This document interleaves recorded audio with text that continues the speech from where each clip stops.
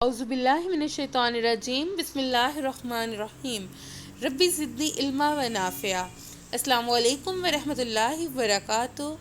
LHB part one students, कैसी हैं आप सब students? Welcome to community health presentation. Credit goes to Khadija Younus, voice over and presented by your lecturer ma'am Samra Ghulam Rasool from the Quaid-e-Azam institute of medical and health sciences.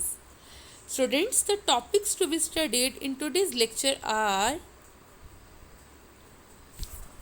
chemical composition of living matter, inorganic compounds, water, properties of water, salts, ions, electrolytes, acid and base।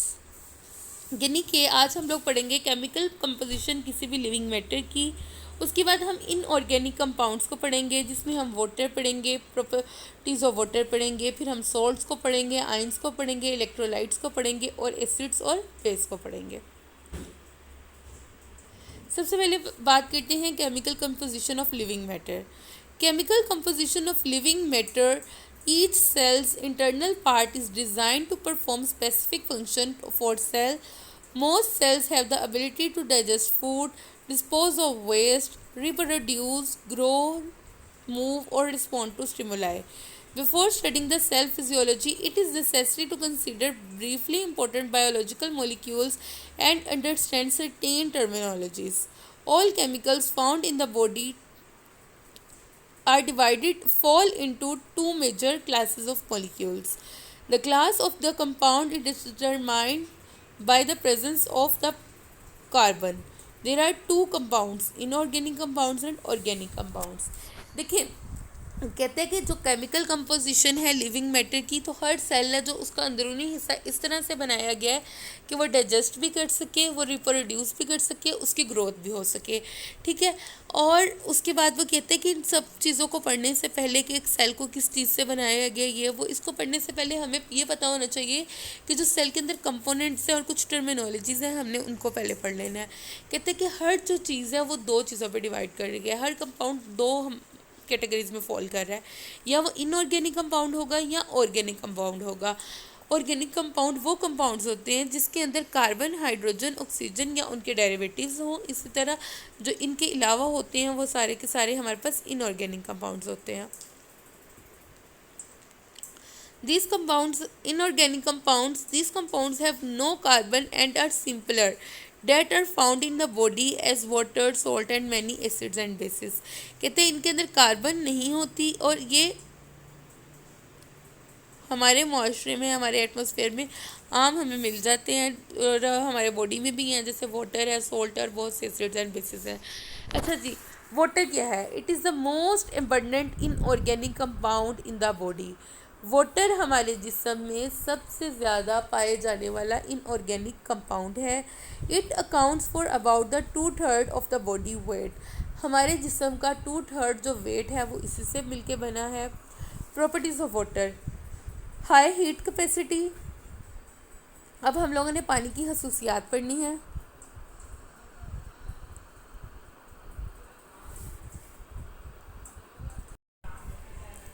High heat capacity, it absorbs and releases large amount of heat before its temperature changes appropriately, thus preventing sudden changes in body temperature।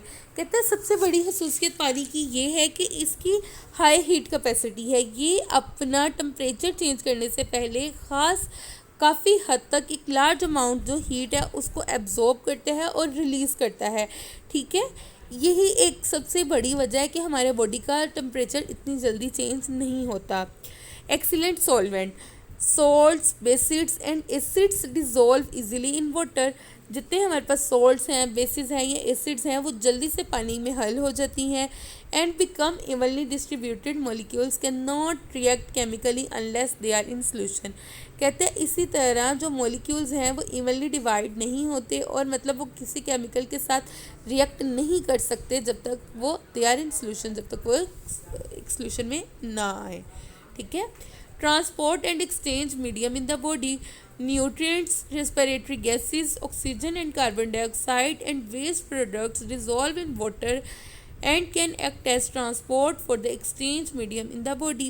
कहते हैं जितने nutrients हैं, respiratory gases हैं यानी कि oxygen है, carbon dioxide है, ये वेस्ट प्रोडक्ट्स हैं, ये डिज़ोल्व होते हैं पानी में और फिर पानी ही एक्ट करता है इनको ट्रांसपोर्ट करने में और बॉडी के अंदर जो डिफरेंट मीडियम है उसमें इसको एक्सचेंज करने में। Hydrolysis reaction, water is important reactant in some chemical reactions. कहते हैं कि पानी बहुत ज़्यादा केमिकल रिएक्शंस के अंदर कुछ केमिकल रिएक्शंस के अंदर एक इम्पॉर्टेंट रिएक्टेंट होता है, जैसे कि फूड डाइजेस्ट करने में water molecules are added, such reactions are called hydrolysis. और जिनके अंदर वाटर के मॉलिक्यूल्स इन्वॉल्व होते हैं और फिर उनका ब्रेक डाउन होता है, उन रिएक्शंस को हम लोग हाइड्रोलाइसिस बोलते हैं। Base for all body lubricants, moisten food and prepares for digestion, saliva, mucus etc। कहते हैं कि ये खाने को मॉइस्ट करते हैं और प्रिपेयर करते हैं डाइजेशन के लिए। प्रोटेक्टिव फंक्शन इनका क्या है? In cerebrospinal fluid around the brain, amniotic fluid that surrounds growing fetus. यानी कि देखिए हमारे जो ब्रेन होता है ना, हमारे दिमाग जो होता है, इसके इर्द गिर्द भी सेमी सर्बोस्पाइनल फ्लूइड होता है, CSF होता है, ठीक है, जो कि हमारे ब्रेन में कोई भी इंजरी आने से बचाता है। इसी तरह जो हमारी हार्ट है, हमारे हार्ट के इर्द गिर्द भी एक लेयर होती है, ठीक है, जिसके अंदर उस लेयर के अंदर लिक्विड होता है और वो भी हमारे हार्ट को फ्रिक्शन से बचा रही होती है। इसी तरह जब एक बेबी होता है वो ग्रो कर रहा होता है तो उसके इर्द गिर्द बेटा एमनियोटिक फ्लूइड होता है, ठीक है। तो ये सारी वाटर की इंपॉर्टेंस है। वाटर की प्रॉपर्टीज़ हैं कि वो हाई हीट कैपेसिटी है उसमें, यानी कि वो अपने जल्दी टेम्परेचर चेंज नहीं करता, जिसकी वजह से हमारे बॉडी का टेम्परेचर जल्दी चेंज नहीं होता। वो हमारे बॉडी का टेम्परेचर सडन चेंज होने से बचाता है। एक्सीलेंट सॉल्वेंट, यानी कि इसके अंदर दूसरी चीज़ें हल हो सकती हैं ईजीली, ज़्यादा यूनिवर्सल सॉल्वेंट भी वाटर को कहा जाता है।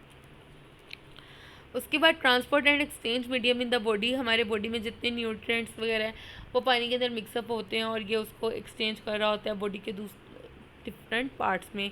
हाइड्रोलाइसिस रिएक्शन, यानी कि जब वाटर के मॉलिक्यूल्स ब्रेक डाउन करते हैं आपस में तो उससे हाइड्रोलाइसिस रिएक्शन बोलते हैं। ये हमारे बॉडी के जितने भी लुब्रिकेंट्स हैं उनकी बेस है और मतलब ये मुख्तलिफ काम जगह पे यूज़ हो रहा होता है। और प्रोटेक्टिव फंक्शन, यानी कि फ्लूइड हमारे जिस्म के काफ़ी चीज़ों के इर्द गिर्द प्रेजेंट है ताकि हमारे बॉडी को बचाया जा सके, इसकी प्रोटेक्शन की जा सके, ठीक है।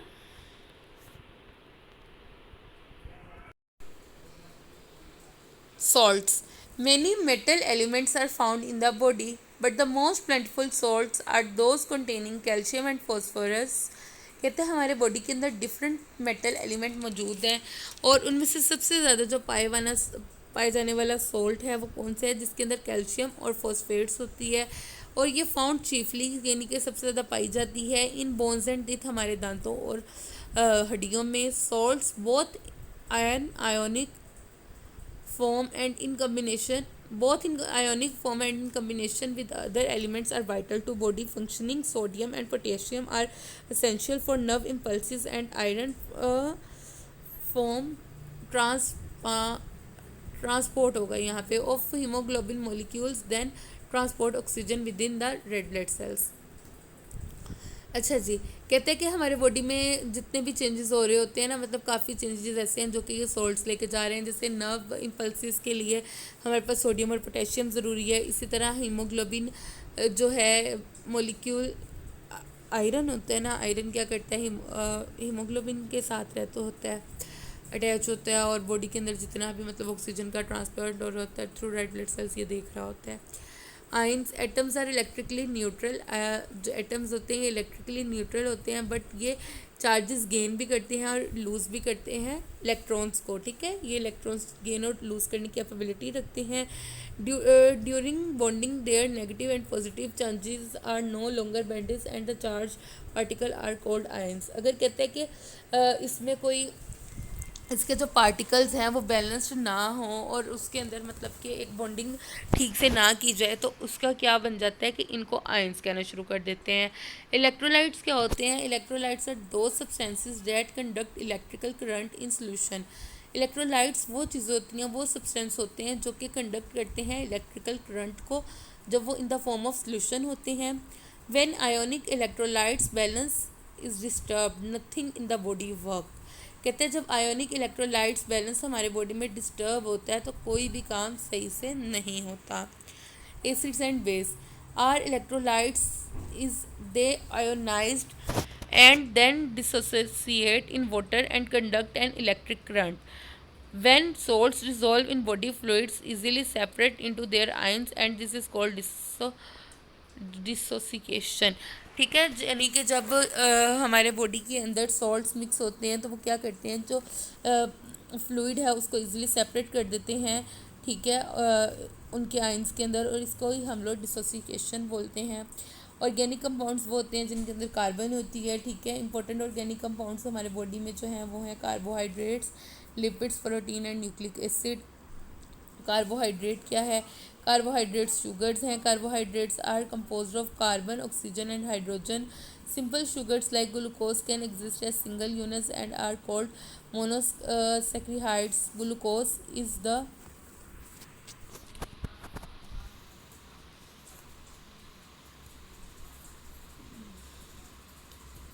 Glucose is the main form in which sugar is used by cells and blood vessels. Blood levels of glucose are tightly controlled। यानी कि कहते हैं कि हमारे बॉडी में सबसे ज़्यादा पाए जाने कार्बोहाइड्रेट्स शुगर्स होते हैं, और हमारे बॉडी में सबसे ज़्यादा जो पाए जाने वाले शुगर होते हैं ना, वो हमारे पास ग्लूकोज होते हैं। और हम लोगों ने ग्लूकोज लेवल बॉडी का अच्छे से देखना होता है। अगर बॉडी का ग्लूकोज लेवल हाई हो जाए तो उसे हम हाइपरग्लाइसीमिया कहते हैं, और अगर कम हो जाए तो उसको हाइपोग्लाइसीमिया कहते हैं। हाइपोग्लाइसीमिया अगर फर्दर ख़राब हो जाए ना, हाइपोग्लाइसीमिया में पेशेंट चला जाए और उसको हम ट्रीट ना करें तो वो हाइपोग्लाइसेमिक शॉक में भी जा सकता है, और हाइपोग्लाइसेमिक शॉक के बाद हाइपोग्लाइसेमिक कोमा में। उसके बाद कहता है long branches chains are linked many thousands of monosaccharides are called polysaccharide. अगर कोई सिंगल चेन है तो उसको हम लोग बोलते हैं मोनोसेक्राइड, और जिसके अंदर ज़्यादा मोनोसेक्राइड मिलके क्या पॉलीसेक्राइड बना लेते हैं, जैसे कि स्टार्च है, ग्लाइकोजन है।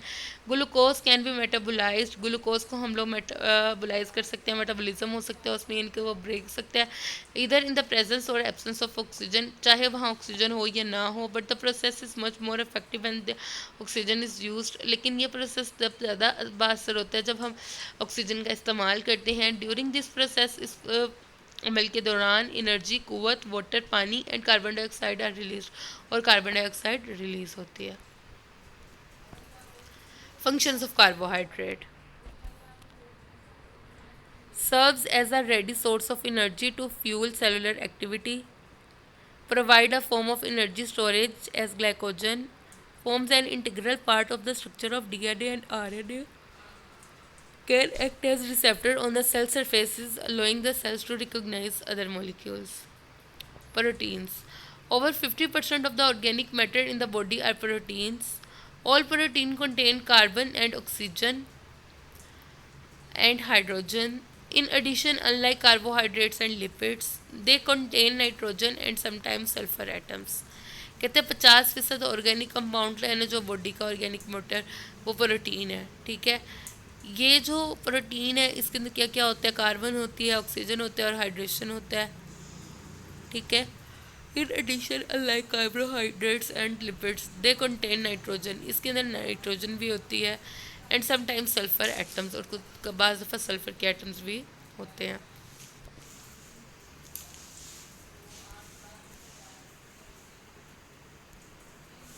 आज के लिए इतना ही काफ़ी है। Wish you very best of luck. अल्लाह हाफिज़। जो बाकी चीज़ें रह गई हैं वो हम नेक्स्ट लेक्चर में कंटिन्यू करेंगे।